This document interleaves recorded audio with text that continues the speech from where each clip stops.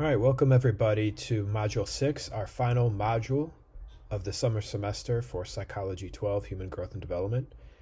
This week we're going to finish by looking at late adulthood. So we've covered, the whole lifespan in a really short period of time. This will be a shorter module, and as a reminder, there will not be a quiz or discussion post or case study for this module. I'm going to give you this last week some extra time to really just focus on getting your final reflections done. But before we get to that, hopefully you'll find some time to get through this relatively brief module, because I think it's important for us to complete what we started. And I think issues in late adulthood are important for all of us to work through and understand, because all of us, assuming good health, assuming that we age, accordingly, will reach old age at some point. So understanding some of the issues related to late adulthood, I think, are really important. And in addition to us aging, we will likely have to support a parent or relative who ages. And so I think there are a lot of interesting and important themes and concepts in this module. So I'm really hoping that you get a lot out of it. And I'm looking forward to going over it with you. So as usual, I'd like to start with maybe a few questions just to get you thinking and to get you oriented. If you had 6 months to live, how would you want to use that time? What would you do? Now, I understand that a lot of you are younger adults, maybe even in your teenage years. And so the way you might approach this question is likely very different from the way a person 65 or older might approach this question. But we are going to be talking today about what does it mean to live a well-lived life? What does a good death look like to different people? When we talk about late adulthood, we're talking about the end, right, of the human lifespan. And so questions around our mortality, questions around meaning in life, questions around loss and accepting loss and moving forward in the face of loss, all become important themes in this module. And so a related question might be, what kind of ceremony or ritual would you like your family or friends to do after you die? Would you want there to be any kind of ceremony or ritual after your death? If so, what would that look like? And finally, what do you consider to be a quote-unquote good death? What would that look like? What would that require? A lot of people are going to answer this question differently. But it's an interesting question to think about, because, again, it's getting us to think about the sorts of questions and the sorts of problems that we will inevitably face if we reach late adulthood. And so one really important aspect of wellness across the lifespan, but especially in late adulthood, is this capacity to be resilient and cope effectively through challenge, right? The capacity to be resilient and cope effectively makes living a healthy lifestyle much easier. Why? Well, I think inability or incapacity to cope effectively with stress makes it a lot harder to do things like, eat well, exercise regularly, maintain positive social connections, and so on. And I want to point out an important aspect of resilience, right? Which is that we're going to talk a little bit in this module, and we've talked in previous modules about resilience, or the importance of developing resilience. And resilience really is something that is developed. It's not just a special attribute of exceptional people. Okay, I think that's an important point to emphasize, that resilience is not just a special quality, trait, or attribute of exceptional individuals. In other words, all of us, I believe, are oriented toward growth under the right conditions. And in that sense, resilience is the outcome of ordinary growth processes, not exceptional experiences. That each individual person may require different conditions to grow, but when those conditions are present, individuals will be oriented toward growth and expansion. And so when we talk about resilience and coping, understand that these things are a lot easier to develop in the context of meaningful relationships with other people rather than as things that are just individually learned, right? Or grasped individually through like self-help or something like that. But the good news, right, is that cultivating positive emotions and experiences is something that can be learned at the same time. How we appraise our experiences and bodily sensations, in other words, when we get a really, really bad feeling and we might think to ourselves, oh my God, this is the worst ever. This is the worst possible situation I could find myself in, et cetera, et cetera. How we appraise that experience plays a large role in how we think about ourselves and therefore how we act. And I think that's going to be an important point here is we act according to how we conceive of things. So if we conceive of things, if we conceive of ourselves to be really anxious, sad, depressed, that this is the worst, and this is the worst I could ever possibly feel, and so on and so on. When we appraise our experiences in this way, right, it's gonna play a pretty big role in how we might behave and act then, whether we shut down, withdraw, move away, ruminate, and so on. So how we think about things is going to play an important part in how we act, right? This is sort of the basis of the cognitive behavioral model, right? Is the way that we think and our thought processes themselves influence our behavior and how we act. So we have a few important vocabulary terms here related to this idea, right? Behavioral inhibition, associated with experiences of nervousness, fear, anger, sadness, contempt, and guilt. This is where we move away from the world and from people. So behavioral inhibition is going to look like shutting down kind of behavior, being excessively nervous. So to go back to the big 5 personality traits, we might think of high neuroticism as being linked to behavioral inhibition. Behavioral facilitation is linked to positive experiences and leads to more approach behaviors, leaning into experiences with self, others, and the world. So behavioral facilitation would be not necessarily the opposite of behavioral inhibition, but in a lot of ways it's going to look very different. So approach versus avoidance. With behavioral facilitation, we're approaching more. We're leaning in more. We're more curious. We're more interested. We're more engaged. When we're inhibited, we're less engaged. We're less willing to be involved. We're wanting to move away. But we all have different baselines of positive and negative emotionality, meaning what is considered intensely negative to me might be relatively easy for somebody else, right? We all have different baseline levels of what we experience as positive and negative, which is going to be an important point to consider when we're working with individuals. Now, you might be asking, on the other hand, hey, I thought we were talking about late adulthood. What does this have to do with late adulthood? And what I'm going to say is that because we experience more losses than gains as we age, coping and resilience become really important aspects of healthy development in old age. So that's why we're stopping to kind of think through this right now. And so we're going to continue on by looking at a chart that I think will help us understand this a little bit more. Here we have a couple different charts of a downward spiral, the downward spiral of stress reactivity on the left.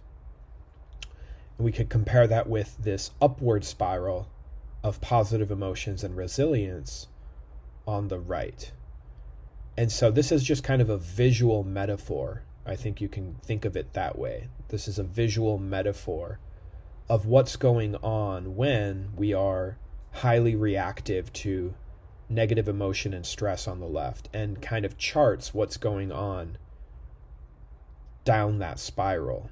So here we have a sort of negative disposition maybe to stress and negative affect. And what happens when we are stressed, right? It starts with our attention narrowing.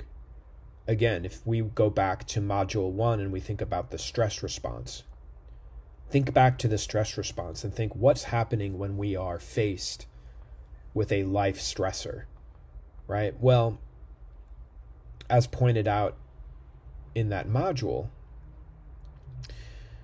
if our ancestors were faced with an immediate physical threat to their life, right, like escaping a predator, that whole stress response would begin by attention narrowing, right? You're not thinking about what you're going to do next week when you've got a predator staring you down, right? Your attention begins to really narrow. So you're starting to kind of go more into tunnel vision in that sense, right? The background maybe fades away and your focus becomes intensely narrow in that sense, which again, it has to be. And so remember again, that the stress response is adaptive. It's not a bad thing, right? In fact, our stress response is what enabled us to survive a hostile environment and what continues to help us cope with stressors. Like we said, the issue is when it's chronically active, right? When it just doesn't turn off. But again, let's just kind of go back here and kind of think about what else is going on when we're intensely stressed or under a lot of strain, right? So our attention begins to really narrow, and then we have a stress appraisal. So again, we put words to what's going on, right? We put labels to our experience. We assign some kind of label to what's going on. That's what we mean by stress appraisal. What does it mean? What does this stress indicate? Not just in terms of a vague feeling in my body, but what does this sensation mean? This is when we start to assign labels like this is the worst, or I'm freaking out, or I'm out of control right now and I don't know what to do, right? This is what we mean by stress appraisal. We start to kind of then appraise the situation according to maybe how it's feeling internally. And what's going on, right? When I say things like, oh my God, I'm out of control and I don't know what I'm doing. Well, what effect does that have, right? The effect there is more negative emotions and increased stress, because now I'm not only feeling stress, but now I'm telling myself that, oh my God, I'm out of control and this is the worst and I don't know what to do. And that's going to cause even more stress because now I'm feeling even more out of control, more helpless. Now I'm becoming even more sensitive to negative affects. So if I'm feeling any other sort of stressor, or if anything else in my environment kind of triggers me, then that I'm even more hypersensitive to any other threats or stressors that may be present in my environment. And what does that do? Causes my attention to narrow even more. And now I have an even new stress appraisal, like, oh my God, I'm out of control. This is the worst. And oh my God, how could they say that to me? Why would you say that to me right now when I'm under so much stress? Why would you make that comment, right? So there's a new stress appraisal, which leads to more negative emotions and more increased stress, which makes me even more sensitive to other stressors and threats. And again, as you can see, this spiral just keeps looping downward, where at each stage, right, at each sort of turn of the spiral, I have a new appraisal. Sorry, I don't know if you can hear that extremely loud car outside. Wow. So think there you go. There's a kind of stressor right there, right? Trying to give a lecture and then having like extremely loud noise. So, there's a practical example for you. But in any case, right, the point is that as we start to spiral downward, our attention gets more and more narrow. We're not taking in other sources of information. We are now really hyper-focused on particularly threats, stressors, and negative emotion. And we start to overlook or completely wipe away anything else that might be going on, anything that either could be possible, anything that even could be positive. There could be other experiences or other options available to me that could actually make me even feel pretty good. But because my attention is so narrow, because I'm so sensitive to threat, it's really hard for me to see those things because of that attentional narrowing. Now, if we compare this to the upward spiral on the right, notice how on the upward spiral on the right, it starts with a stress appraisal of some kind. So, okay, um, I just found out that, let's just kind of think through an example here of a stressor that might occur, right? Um, okay, I just got a flat tire on my way to work and I'm stuck on the side of the highway and I've got to get to work in like 20 minutes. But now I'm sitting here on the side of the highway with a flat tire that I have to change, and I'm going to most likely be late for work. And let's say this is a really important class that I need to get to, or I'm on my way to see a really important client that I need to work with, and now I'm sitting here fiddling with this, tire, the spare tire on the side of the road. And with the upward spiral, what we're seeing is that, okay, I might in that moment appraise the situation and say, okay, this objectively sucks. This isn't really a great way to start the day. But notice how I'm kind of distancing myself from the experience by referring it to it. This is not the best way to start the day. This objectively kind of sucks. But the point here is, and I don't know if you can see it on the right, But the idea here is decentering. So remember we talked about Piaget and we talked about kids who struggle to decenter, right? They have a difficult time not focusing on one salient aspect of an object or an idea. And in this case, this is really what's going on with stress as well, right? We have difficulty decentering ourselves when we're really stressed out. So with the upward spiral, what I'm trying to do is I'm trying to decenter, right? I'm trying to take in as much information as I can before I start, before my attention starts to narrow and go into tunnel vision, right? I'm not immediately identifying with the feelings that I'm experiencing in that moment. So I could get the flat tire and I could say, oh my God, this sucks. I can't believe this is happening to me. I'm so stressed out. What am I going to do? I'm so angry. I'm so pissed off. I'm so this, I'm so that, right? And notice here, I'm identifying immediately with these feelings that are being generated. I'm this, I'm that. And so what we're saying with the upward spirals, we're trying to just decenter. We're not trying to immediately identify with whatever feeling or emotion is being generated in this situation.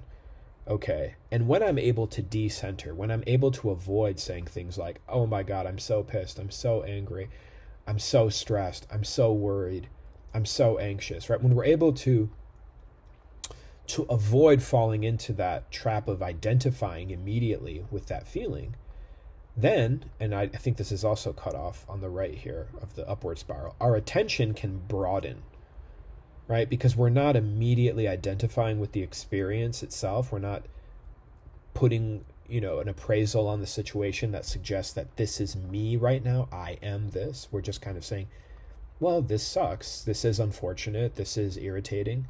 This isn't a great way to start my day. But if I can, in that moment, avoid immediately identifying with those feelings, I can more quickly start to broaden my attention and start kind of thinking about what's really going on and what I might be able to do to solve this problem, right? How I might start to use some of my thinking and reflecting skills to get myself back on my way with as little, setbacks mitigating as many of these setbacks as possible. So my attention broadens. I might go into a state of mindfulness, kind of close my eyes, take a breath, and kind of just observe. Okay, yeah, this isn't a great way to start the day, but what can I do here, right? What resources, what resources can I tap into here? What assets do I have? Do I need to make a phone call? I kind of start thinking about what I'll need to do. I kind of think, okay, do I know how to change a tire? I'm just trying to now observe the process of thought, right, that is playing out in my mind. And in that moment, I might say, well, yeah, I know how to change a tire. I've done this before. I've learned how to do this. So now I have this maybe positive reappraisal, right, that's possible here, which is also here on the right, a positive reappraisal, which is, yeah, I know how to solve this problem. I have the competence and skill to change this tire. I can get this done, and I can get myself back on my way, and I can get through this situation just fine, right? That's a positive reappraisal, which now I'm able to kind of tap into some positive emotions, which is a sense of competence or skill that I have. And if I don't have that competence or skill, I might say, well, do I have, can I open up my glove box, find the little book that will tell me how to change the tire, and can I do that? Right. And again, we kind of think about what we can do, what things we have available to us, what resources we have available to us, and kind of believe that I've got this, I know what I'm doing here. And now if I can do that, I'm experiencing more positive emotions, right? Kind of more confidence, more my self-esteem might be able to boost a little bit. And so now, even though I may experience other stressors here, like, oh, and I also need to maybe call my client, or, oh, I'm going to also need to contact the college, to let them know I'm going to be late. Again, I'm able to hopefully decenter and not say, and oh my God, they're going to be so pissed and they're going to be so angry at me and I'm going to look like such a fool, right? Again, I'm decentering, so I'm not immediately identifying with those emotions, and I'm not making automatic assumptions or judgments about how they're going to think about me. So the more that I can decenter, the more I can again observe in a state of mindfulness what's going on. And then again, my attention can broaden, I can think, I can reflect. And again, in those moments, I can feel competent, I can feel skilled, which lead to, again, more positive emotions, more positive appraisals, and so on. And so your book will go into, I think, a little bit more detail here. I think these charts will be available to you in your reading. But again, this is going to be the difference between going on a downward spiral toward more and more stress versus an upward spiral towards more positive emotionality, more, I would say, sort of sense of competence and trust in oneself, trust in one's skills, trust in the environment, kind of trust in what you have available to you, an ability to decenter and not immediately identify with whatever emotions may be present in that moment. And so these really are skills that people will have to learn sometimes when they're particularly sensitive to negative emotionality and stress, right? These are things that people will have to learn or practice because they won't always come naturally to people who are just dispositionally more prone or vulnerable to stressful experiences and events.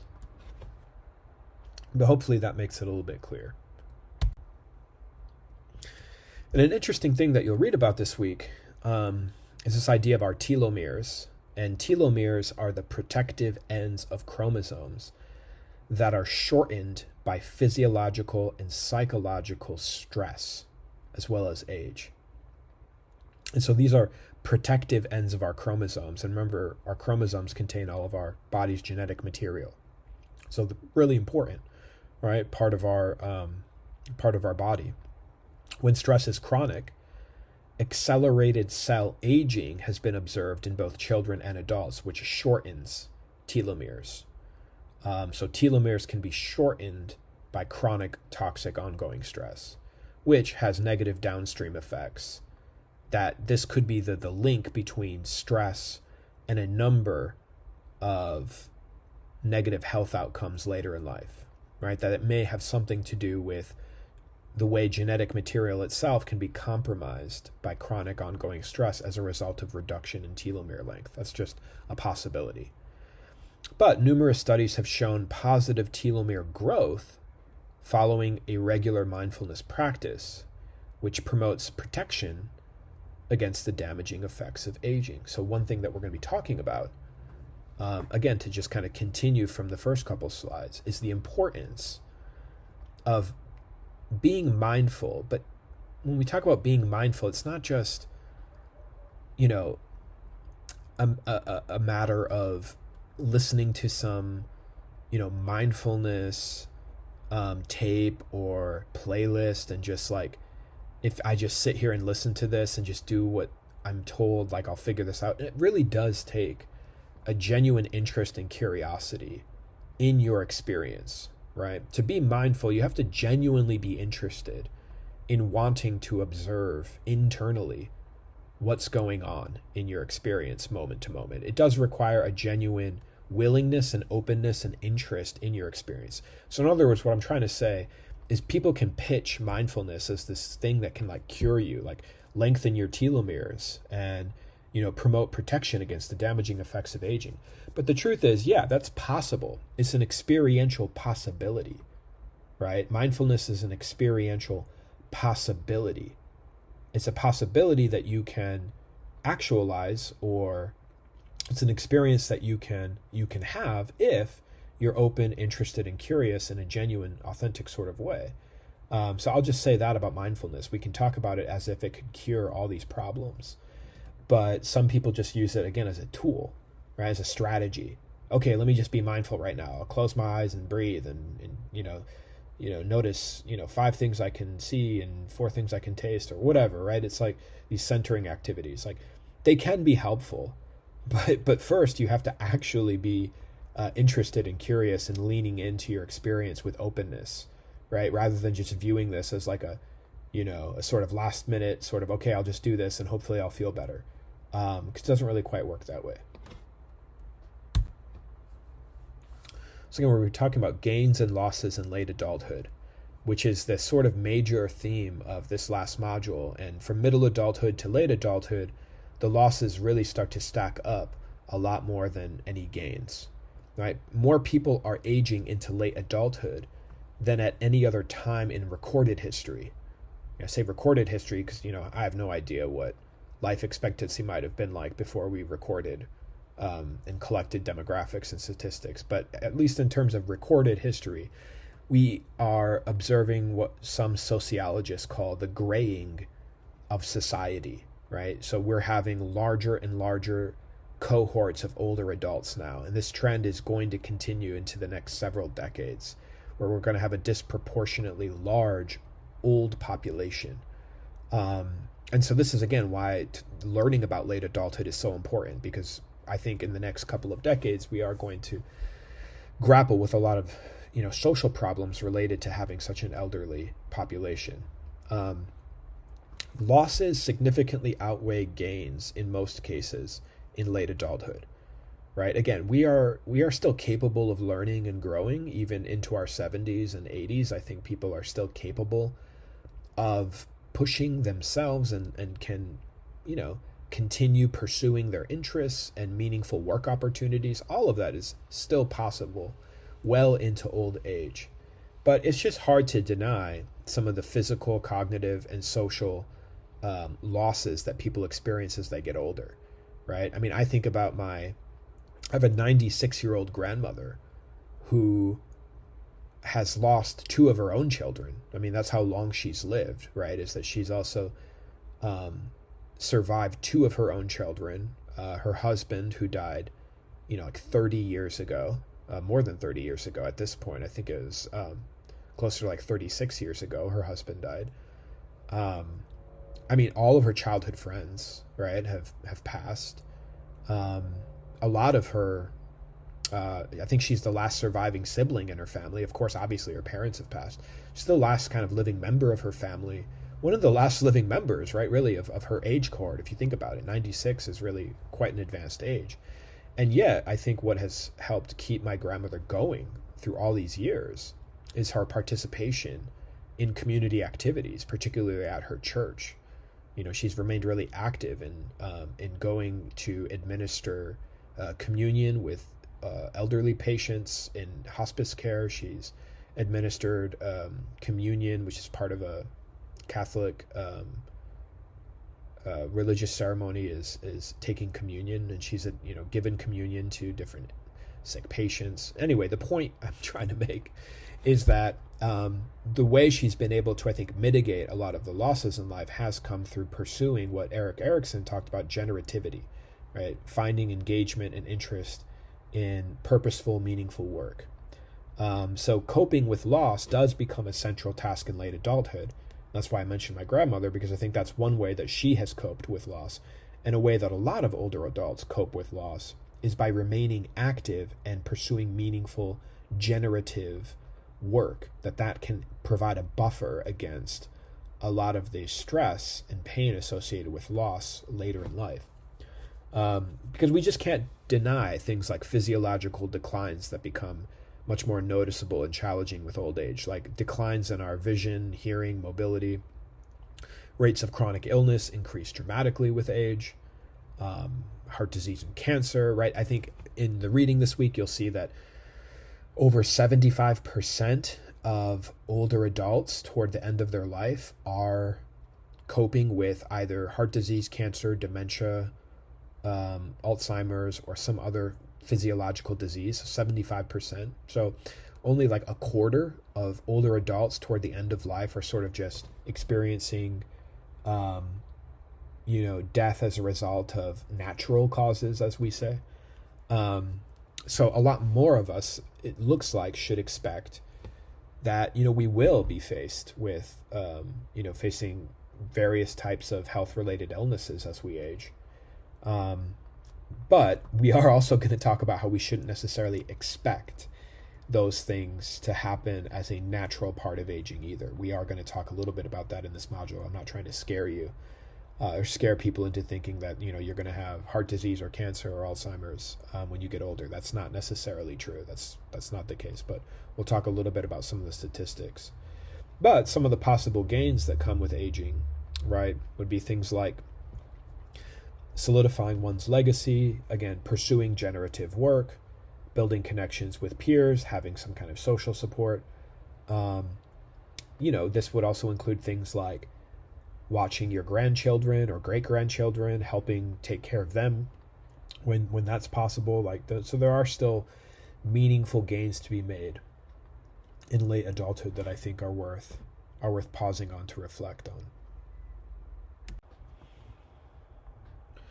So some of the common health problems that we're going to observe in most older adults would be things like arthritis and osteoarthritis, which is the thinning, fraying, and cracking of cartilage at the end of bones, which is probably one of the most common physical problems with aging, right? Over a lifetime of joint movement, right? Those joints, cartilage begins to crack and fray and thin out. Half of women over 65 and about 40% of men, right, are going to experience some form of arthritis or osteoarthritis. Stiffening and swelling of joints, problems compounded by obesity. So as obesity rates continue to potentially grow, or as obesity remains a problem among older adults in general, arthritis is sort of compounded, obviously, by the more weight that's added to those joints. And so health management becomes another central task in late adulthood. Again, it sounds really cliche at this point, sticking to a good diet and some regular low-impact exercise. But, it might be cliche, but there's a lot of research to back it up, right? That managing your health and managing your diet and getting some exercise exercise being a good form of stress, that's really going to help mitigate a lot of these issues that would otherwise make life a lot harder. So again, there are some things within our control, which is why I want to point out, we talked about, there are a lot of older adults who will experience serious health crises as they age, but lifestyle is to some degree within our control. How we want to live our life, right? What we want to eat, the level of exercise we take on, the amount we go out, pursuing meaningful social connection. All of that is part of lifestyle. And the earlier we get our lifestyle set in a sort of healthy direction, the less we should expect to suffer a lot of physical problems later in life. Now, I want to make sure I'm not saying that, yes, there are people who, because I'm sure there's somebody right now thinking to themselves, well, I know somebody who ate really well and exercised all the time and they got cancer when they were 45 and died. It's like, well, yeah, of course, right? We're going to be able to find outliers, right? We're going to be able to find exceptions to a general rule.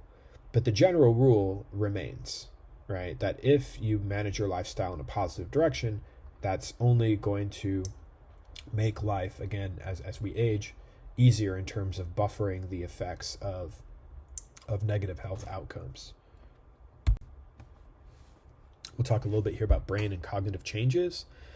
So as we mentioned in our section on young adulthood, the last region of the brain to develop, the prefrontal cortex or the frontal lobe, is also the most vulnerable to decline in old age. So it's kind of an interesting aspect of human development, that the last region of the brain to really fully develop, which is kind of goes into our 20s, where this part of our brain really develops, it also becomes later the first region of the brain that's most sensitive to changes and declines in old age.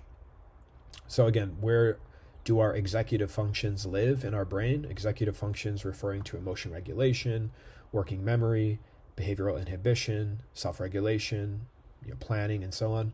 Executive functions live in that frontal lobe, right? So because executive functions are strongly supported by our frontal lobes, those are also kind of the first to decline in old age. So again, this is where impairments in working memory, impairments in emotion regulation, impairments in behavioral inhibition, right, become a little bit harder as we age. Decrements in cortical thickness. So again, the thickness of those of our cortex itself, overall brain volume, and neurotransmitter efficiency. All of these begin to decline slowly, right? It's a decline. It's not a sheer drop, but there are declines in all of these things as we age, as a part of aging itself. And as we mentioned in the last module, right, crystallized intelligence, which refers to the compilation of all skills and knowledge that we've accrued and acquired over our life, right, doesn't really begin to decline in earnest until the mid-70s. And even then, the declines can be, in general, modest. So again, we're saying it's fluid intelligence, the mechanics of intelligence, processing speed, behavioral inhibition, executive functioning, that seem most impacted by aging. But there's another way of thinking about this, which we'll talk about on the next slide. So other researchers think about cognitive changes in terms of these two dimensions, right? Representation and control. Representations are the kinds of schemas or systems of schemas that we develop over time to interact with the world. So again, this is going to refer to more of our cognitive schemas, how we think about different categories, themes, or ideas, which is largely aligned with our crystallized intelligence, right? Which includes both procedural and declarative knowledge. Remember, procedural knowledge referring to the how-to of knowledge. How to do things refers to our procedural knowledge. Declarative knowledge refers to knowledge about facts and things in our environment and in the world. So that's one dimension, is representations. The other being control. Control involves the way one works with knowledge, right? So how we work with knowledge, how we make use of that knowledge, refers to control and includes attention, learning efficiency, flexibility of working memory, inhibitory control, and processing speed, which is a lot more aligned, as you'll guess, right, with fluid intelligence.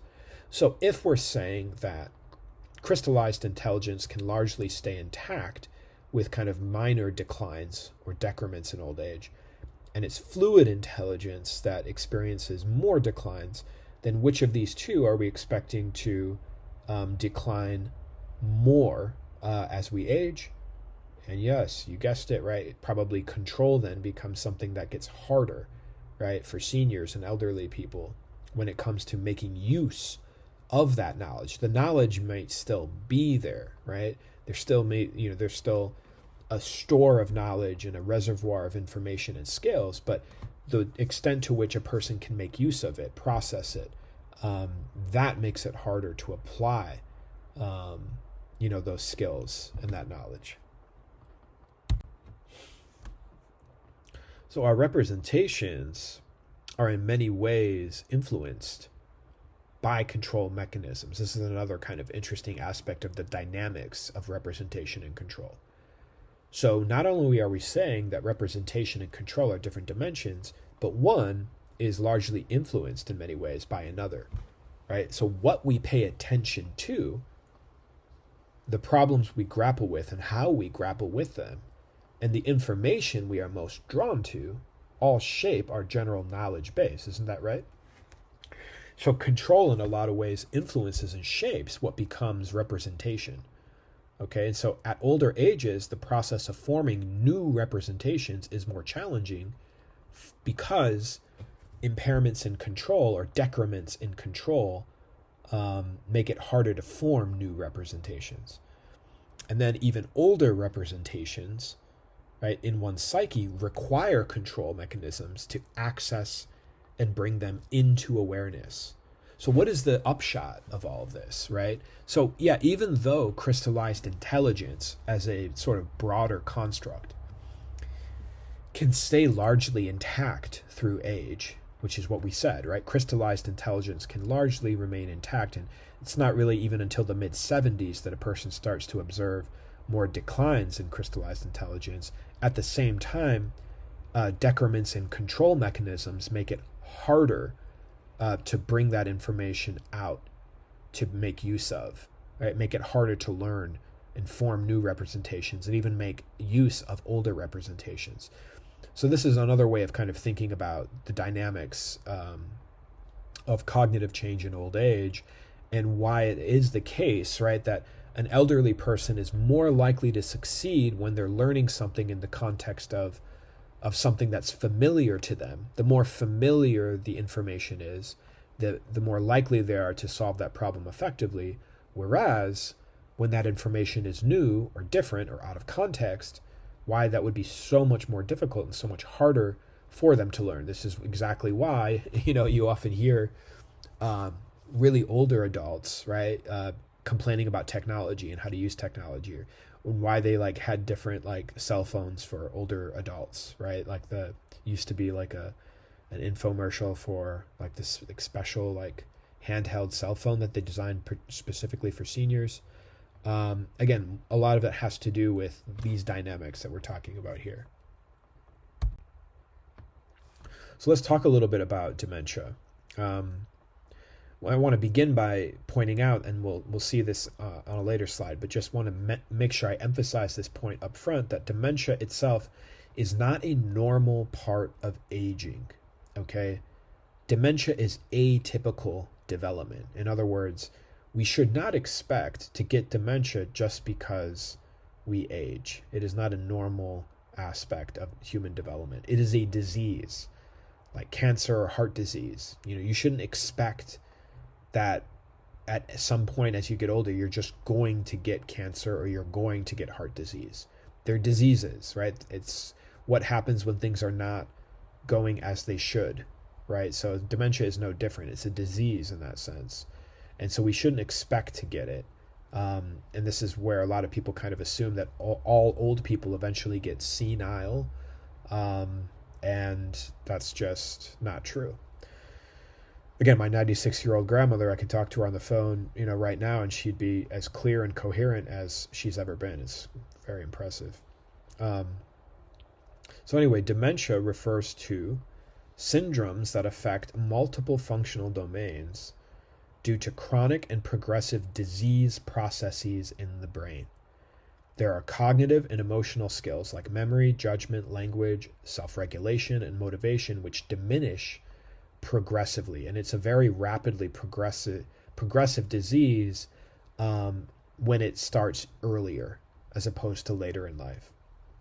Alzheimer's disease is by far the most common and accounts for around 60% of all cases of dementia. There's frontotemporal dementia, there's Parkinson's disease with dementia, there's Lewy bodies, and then there are unspecified neurodegenerative diseases. So there are quite a few of different diseases under this bigger umbrella of dementia, but Alzheimer's disease is far and away the most common.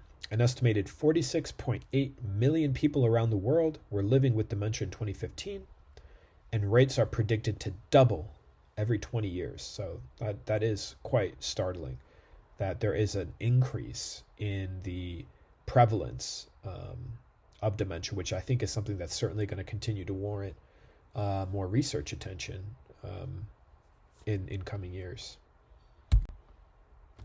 We'll talk a little bit about the stages of dementia here.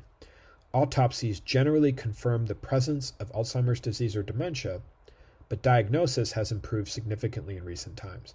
And usually what they're finding in these autopsies are the formation of plaques and tangles in different parts of the brain, on brain cells, in the gray matter. There's generally a prodromal stage, which lasts for roughly 1 to 2 years, when symptoms like memory loss fall short of a clinical threshold, but do present more impairment than normal for that age. So that's an important point, right? Presenting more impairment than normal for that age. So a lot of people may get fuzzy memories or forget things, as they get older because of decrements in processing speed and decrements, as we said, in fluid intelligence and control mechanisms and so on. But when it presents more impairment than normal, we're talking about serious lapses maybe that cause people to forget, maybe really important appointments or events, or forgetting things that they were supposed to do that day, or even taking care of themselves potentially, is when that becomes a serious kind of red flag, forgetting to do things that you need to do as part of daily living. So prodromal refers to sort of just before we start to see more of the classic symptoms in the middle stage. There is the middle stage, right, which is the second year through roughly the 5th year, when there's more substantial memory loss, right? So more substantial memory loss. Individuals may wander or go missing. This is really a very hard time for family members as well, right? This is when people suffering from Alzheimer's disease can go missing, and you get those alerts on your phone, right, for a missing, elder adult, right? People can wander off. This is when they're starting to lose a lot more of,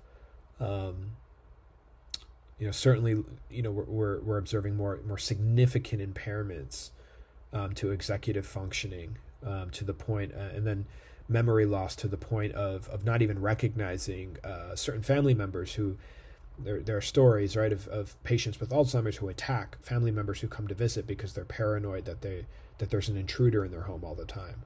So this is really, really an awful, difficult time. It's just an awful disease to experience and live through. And I'm sure there's maybe some people in the class listening to this who have a family member, a relative, or friend of the family who has lived through this and can confirm how difficult it is.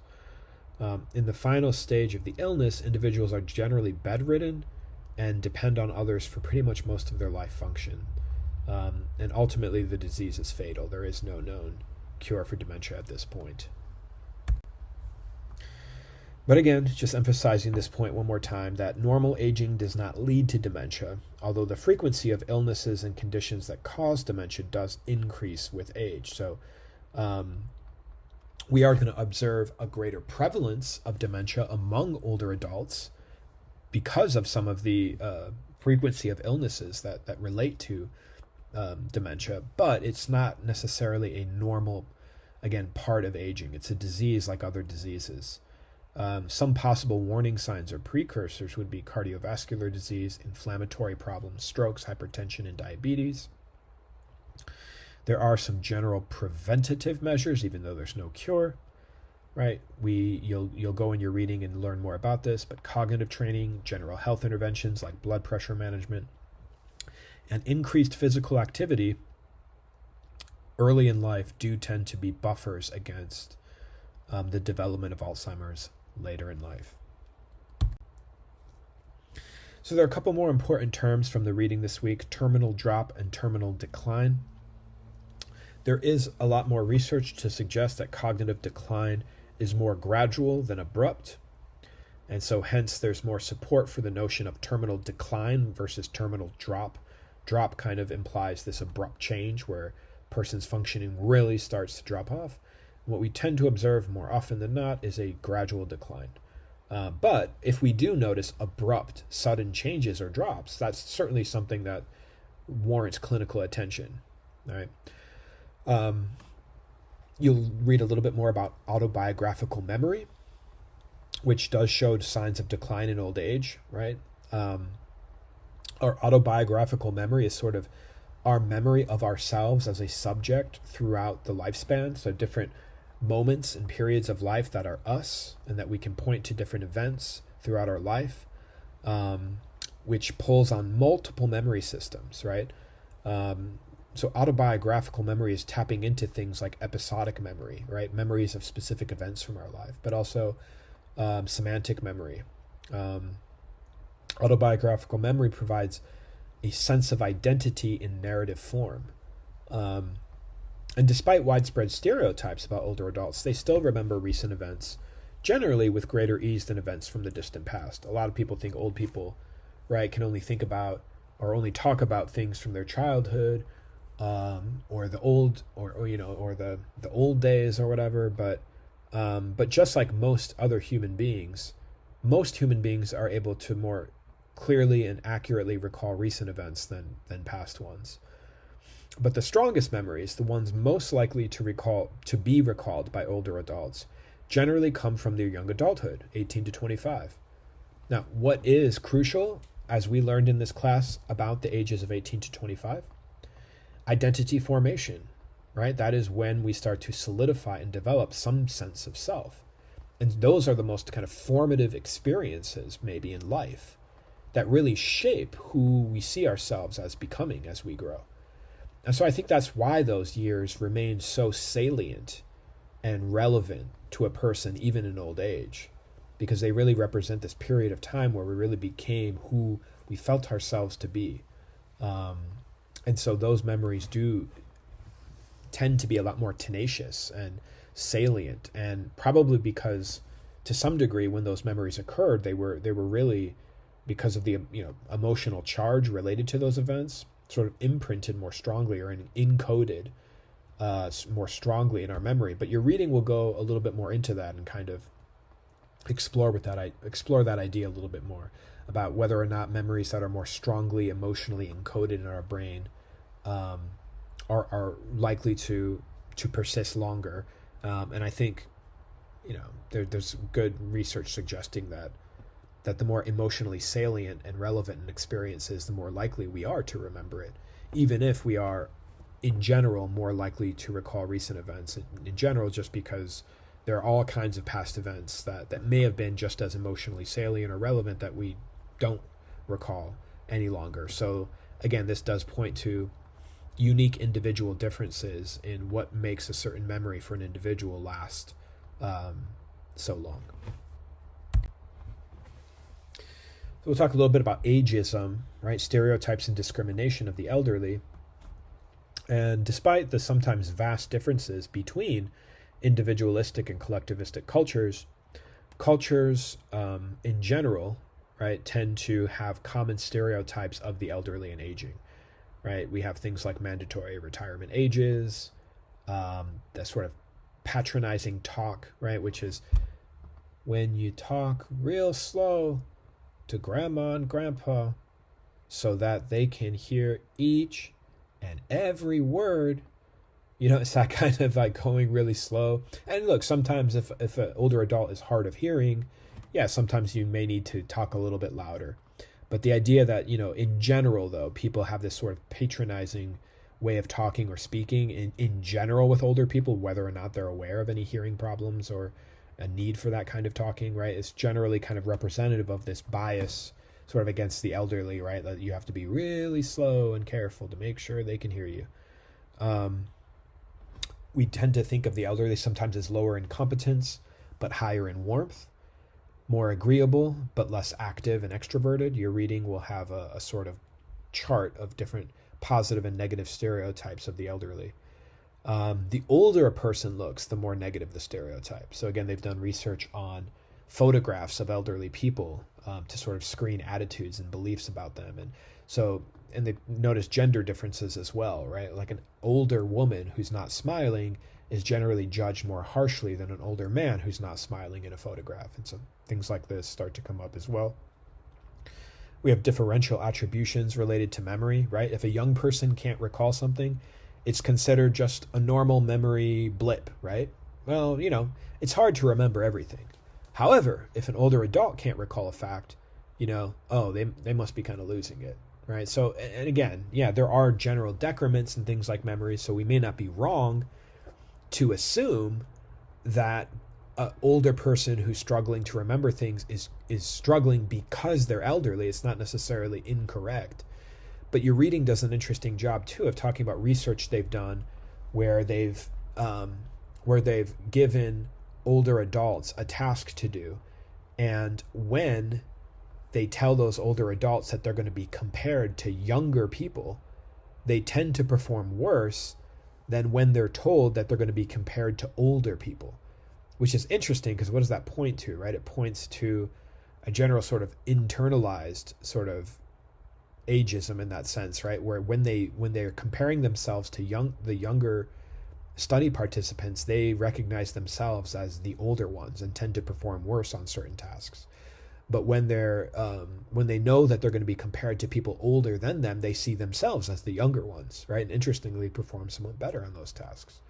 So again, I think that just points to, again, how we think about ourselves and how we act, right, in accordance with how we conceive of things. When we conceive of ourselves as the old one, right? In that case, in this study, right, when older adults conceive of themselves as being the old ones, right, they then tend to act and behave in ways that conform to that sort of stereotype. But when they see themselves as the younger ones, they tend to act and conform to ways that are in alignment with that conceptualization of themselves. So I think that's very interesting.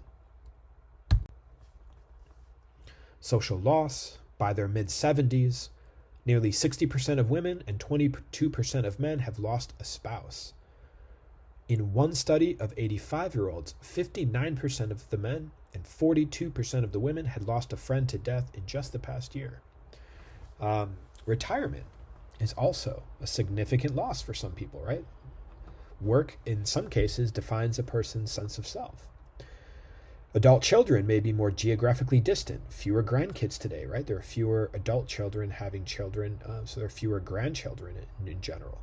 Moving into a care facility or downsizing into a smaller condo or apartment means saying goodbye to neighbors and other community members.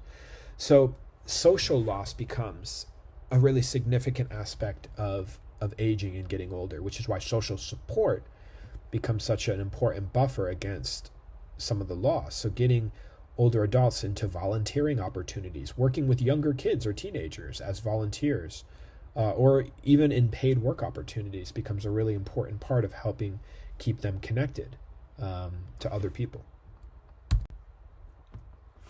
Your reading will also talk about these supposed 3 keys to successful aging, which is selection, optimization, and compensation. So as we get older, we have to recognize that we can't do everything, right? There's not enough time and we don't have the energy or the ability to do everything. So we have to narrow our goals and limit the domains in which we expend effort. That's selection, right? Selection is about narrowing your goals and limiting the domains in which you expend effort as a way of really just starting to specialize maybe in a select field or domain. Then we have optimization, finding ways to enhance the achievement of remaining goals or finding environments that are enhancing. So here it's about playing to your strengths, right? Optimizing for your strengths, right? By only sort of looking at, which environments are going to facilitate and support the development of what I'm already good at, right? How can I optimize for my strengths and goals? And then compensation refers to offsetting losses by finding a new means to the same end, right? So there's an interesting example from your reading about the pianist Arthur Rubinstein, which I encourage you to read if you want a really good example of how all 3 of these components play together to lead to a successful adjustment in the face of challenge.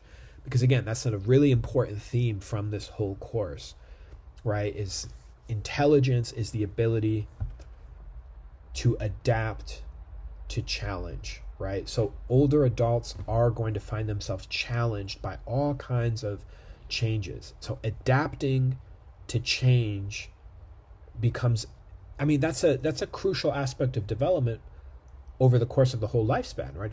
It's what we've been talking about all semester, right? Is adaptations and adjusting to changes and growing through developmental periods requires creativity, right? Intelligence, thinking, right? Cognitive skills, right? Are a really important part of successfully adapting and changing in life. And so this is a great example of what that might look like in older age.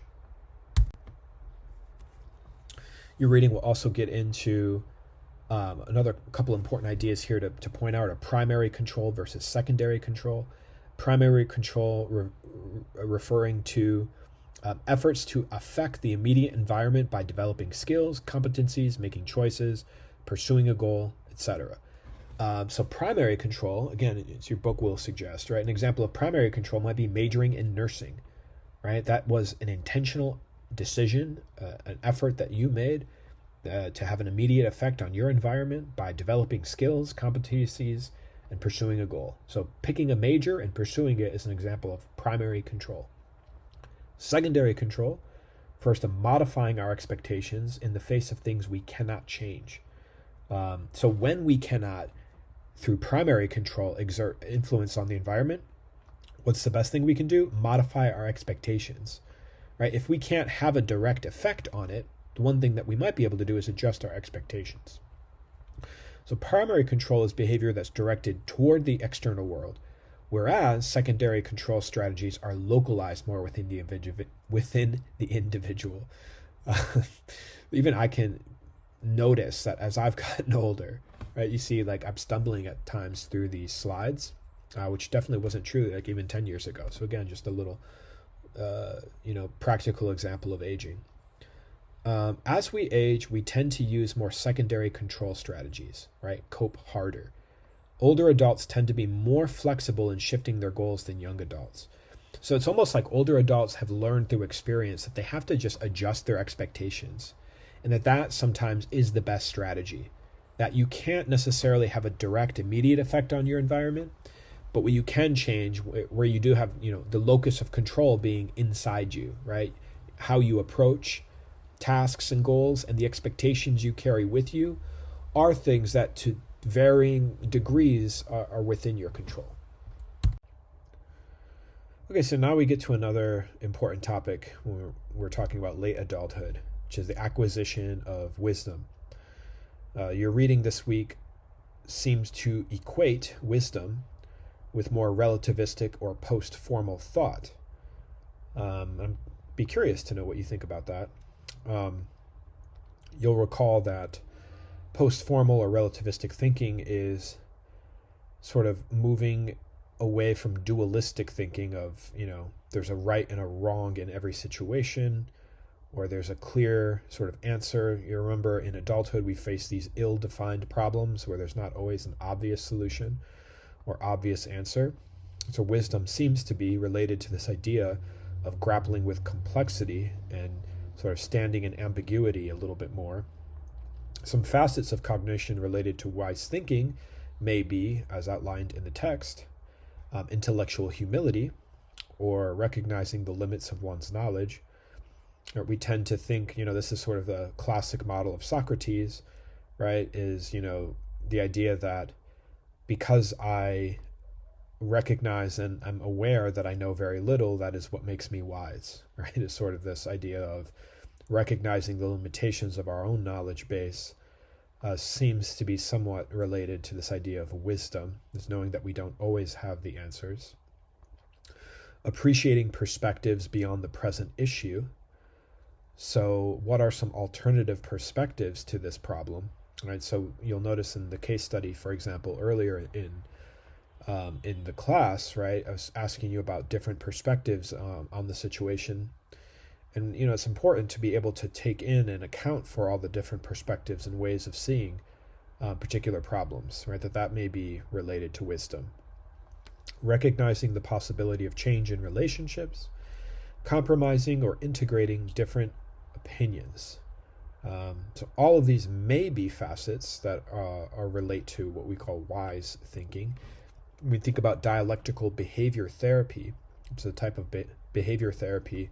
One kind of core aspect of that is the quote-unquote wise mind, which is, kind of gets at all of these aspects and facets here, right? The ability to kind of hold both the good and the bad simultaneously rather than identifying immediately with one or the other seems to be, for a lot of people, the same thing as wisdom.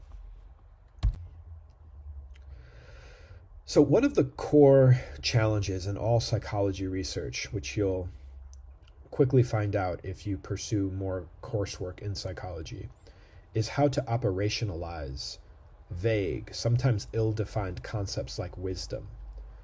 How we operationalize, how we define and measure a concept greatly shapes the outcomes of that research. So operationalization, which is a hard word to say, operationalization is an important aspect of dissecting and understanding research. We want to know, how did they define and measure this concept? And how does that influence the outcomes of the research itself? Another important question is wisdom culture specific or universal? Across cultures, wisdom appears to be best expressed by a unification of mind character, acting congruently for the common good. And I think that's certainly debatable, right? That's one way of looking at it, but maybe not the only way. Wisdom does appear to grow through experience, though experience itself is not sufficient for the acquisition of wisdom. We all have experiences. We don't all learn something from them. So again, it's not just having experiences. There's also that key component of experience, which is learning something from it. And what exactly are we learning from it? That's the other core part of this, right? Are we learning that things are more complex and difficult than we originally assumed?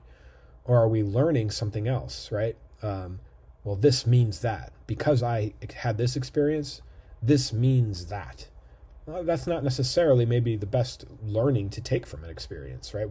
There may be multiple ways of looking at it or perspectives. So again, I think this is why it's possible that you can reach very old age and not be wise, right? Just because you've had a lot of experiences doesn't mean you've always learned something relevant or important or interesting from those experiences. So it's more, I think, that second part, what we take and what we learn from our experiences and what those learnings and takeaways are, is maybe the core aspect of wisdom. And there's one way to operationalize wisdom, which comes from the Max Planck Institute in Germany, which has this sort of way of measuring wisdom: a deep fund of factual knowledge about life, human nature, and relationships with others. Now, you might even be asking with, criterion number one, well, how do you measure a deep fund of factual knowledge about life, human nature, and relationships? And I suppose you could develop an assessment or inventory that might get at that, potentially. Well-developed procedural knowledge about how to deal with life and its conflicts. So this might look like giving people in a study various problems to have to review and then talk about how they might deal or solve that problem, right? That might be one way of measuring wisdom. 3, the ability to consider life's challenges from multiple perspectives and to work towards decisions that balance one's own and others' interests. So again, that might look similar to number 2, right? Going over a problem and then finding a resolution that would take into account various interests, not just one's own. And then finally, understanding that true certainty is impossible for life's ill-defined problems and coming to peaceful terms with uncertainty. I mean, that sounds really nice, but probably really hard too. A lot of us really resist ambiguity and uncertainty. We really prefer clarity. And this is, why there seems to be such a fixation with moral righteousness, right? That there is a right and there is a wrong, and it sometimes is very clear and obvious. And the truth might be just more complicated than that, right? And I know that's hard for a lot of people to take in, especially with certain conflicts going on around the world, right? That there does seem to be a sort of objective right and wrong. And so this does sort of stretch our limits here, right? Number 4, is it true, right, that true uncertainty is impossible for life's ill-defined problems? And I guess that gets to things like ill-defined problems, right? Maybe some of these things that seem like there's a very clear right and wrong are because we're not maybe looking at an ill-defined problem. But when we are coming to peaceful terms with uncertainty, does that mean we have to let go of our moral sense of right and wrong? And I don't think it requires us to have to live amorally in the sense that we don't have any sort of sense of what is right and wrong. It's just that we maybe resist judgment and criticism when it comes to how others might arrive at their own understanding. And really, again, I think curiosity is the antidote to judgment and criticism. The more curious we are about the way other people think, the less likely we are maybe to come at them with a lot of vitriol and judgment and criticism, which doesn't really help in a lot of situations. So there are certain correlates of wisdom that we might note. Crystallized intelligence, then, may be a correlate of wisdom, right? The compilation of skills and knowledge we have. The big five personality characteristics, such as openness to experience, may be a part of wisdom, and a relative lack of neuroticism may be related to wisdom. Concern for others' welfare, effective emotion regulation, and the ability to cope effectively following difficult experiences. All of these may be correlated, meaning that the more of these things we have, the more wisdom we have. And so we'll just leave it there, and I'll let you kind of think through this on your own. There's an interesting book written by a professor I had when I was at Santa Clara called Super Survivors, which is an interesting read. It explores this idea of post-traumatic growth, which comes from research and case studies that examine how survivors of traumatic experiences cope in the aftermath of their trauma. And it does seem that there appear to be some people who seem to excel and thrive following a traumatic experience. And what makes them different? What sets them apart? And the book sort of explores these qualities of people who are able to achieve growth following a traumatic experience, looking at things like their mindset, levels of social support, and creating meaning around their experiences seem to be critical components of getting through traumatic experiences. So if you're interested in a sort of short, easy read, I recommend this book. Again, it's probably something you can get through in a weekend and provide you maybe some interesting insights into some of the research on the topic of post-traumatic growth, if that's something you've heard of before or are interested in learning more about. All right, getting toward the end of the module here, we'll talk about social emotional experience in late life, starting with the idea of selective investment in friendships, which is that older adults seem to narrow their focus in terms of where they invest their time and energy when it comes to friendships. One study found that the number of social networks an older person had was associated with less cognitive decline, even after controlling for baseline differences in education, socioeconomic status, health, depression, and intellectual ability. So again, one possible buffer against cognitive decline may be having some kind of social network, obviously, that would because again, if we think about the importance of social relationships as always providing us a ground and a context to solve difficult life problems, right? So the more we're involved in those things, the more likely we are to mitigate some of the cognitive decline in later life. Social relationships also promote well-being, mitigate decline, serving as a protective factor against all illnesses, including Alzheimer's disease. Compared to younger adult cohorts, older individuals report more satisfying relationships, marriages, and family relationships. So again, another sort of stereotype of old age is that they're kind of old and unhappy or in decline and so on and so on. But it does seem that a lot of research suggests that older adults seem to actually experience a sort of relative spike in well-being as they get older, and that maybe depends on things like having a successful retirement, having a lot of your needs met, obviously make it a lot easier to have satisfaction across all these various domains. We'll kind of get toward the end here by talking about death and dying. Older adults report less anxiety about death and are more realistic about its inevitability than our middle-aged adults, which is interesting. You may have heard of Carl Jung. His whole system of psychotherapy was specifically designed for people at midlife or older adults as a way of kind of preparing for death in a way. So Jungian sort of analytic psychotherapy is a way of sort of exploring meaning in life. And it does seem that kind of life review work Exploring the meaning one ascribes to experience does seem to be an important part of aging into late adulthood. Characteristics of a quote-unquote good death, which are explored in the reading, and I encourage you to look through that, according to one meta-analysis, is the specific dying process, a pain-free experience, emotional well-being, including support, as well as the opportunity to discuss the meaning of death. So again, this all points to relationships again, because we're not talking about doing all this in your own head, right? We're talking about discussing and sharing and exploring these things in the context of a meaningful relationship. Touch here a little bit on end-of-life care. We have palliative care, which is a comprehensive approach to care that addresses pain management, emotional and spiritual care, and psychological support for caregivers and survivors. So palliative care becomes a really beneficial aspect of treatment toward end of life.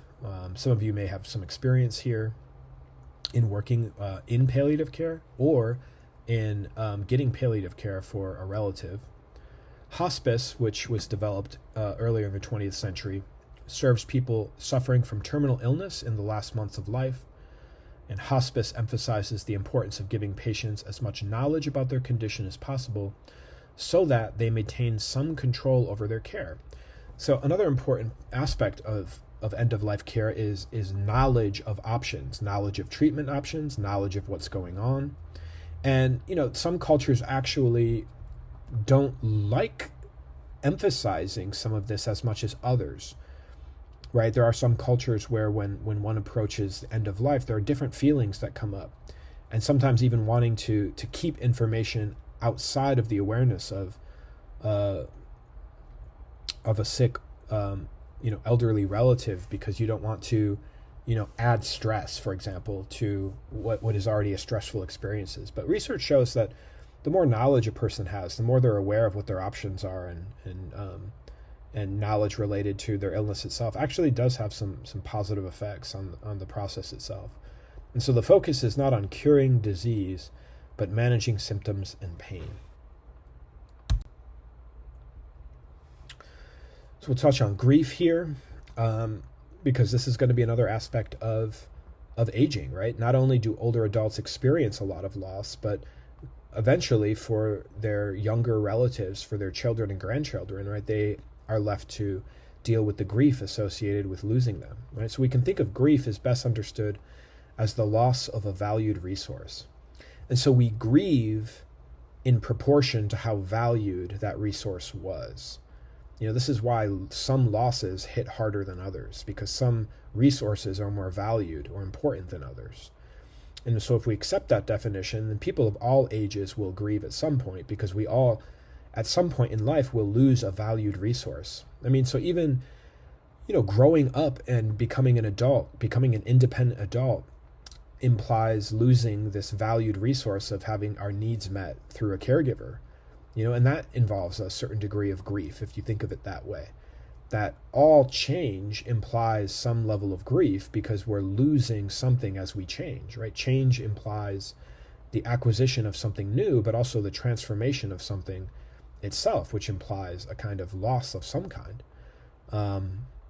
Attachment theory, which is a callback to earlier modules, asserts that separation from an attachment figure or loss of an attachment figure leads to distress, protest, and despair. And the text will go into more detail here.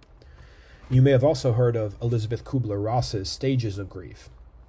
And while there is little empirical support for the notion of a linear stage-like process of grief, the concepts in Kubler-Ross's scheme frequently do appear when talking to a grieving individual. And Kubler-Ross herself consistently argued that the stages can co-occur and do not always follow a linear sequence. So you can read more about the different stages of grief in the reading this week. And here they are. So you get to get a preview here. You can go into more detail in the reading, but we have, again, you may be familiar with this Kubler-Ross model of denial, anger, bargaining, depression, and acceptance. And each of these is purported to be a type of coping mechanism or defense against distress associated with loss.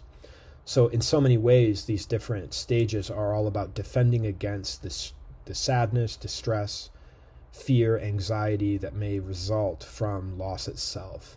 And so these are all different ways people work through loss. But again, the idea is that it doesn't follow a linear sequence. Like, you don't go from denial and then you're angry, and then after you're angry you bargain, and after you bargain you're depressed, but then eventually you accept it all, right? It doesn't always follow this stepwise sort of model. But again, just to kind of go back to week number 1, right? We talked about the stage theory of development, right?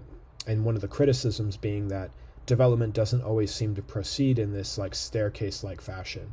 That sometimes it's a lot more non-linear, right? Like a person might still be experiencing denial even as they're trying to prepare toward acceptance, and that a person can be depressed and angry at the very same time, right? So it's probably not helpful to look at this as a linear sequence. More helpful to think about it as possibilities, in a person's grief journey.